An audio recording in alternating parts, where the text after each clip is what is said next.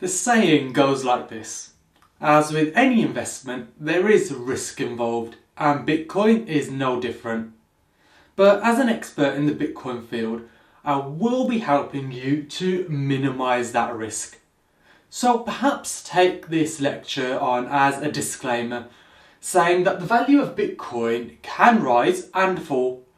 But as I've mentioned, and as you can see in the course curriculum, I will be showing you how to ensure that you do remain profitable. Now at the end of this course, I will be giving you 0.01 Bitcoin to kickstart your investment Bitcoin fund. But when you come to buying your very own Bitcoins, which I will also show you how to do in this very course, only ever buy as much as you can afford to lose. Do not ever invest an amount that you can't afford to lose. Never ever do that. It's something I do not condone. Only ever invest an amount that you can afford to lose.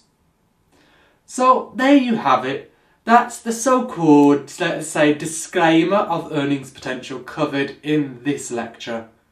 I felt it was really important to mention this because I wanted people to be aware and understand that Bitcoin is volatile.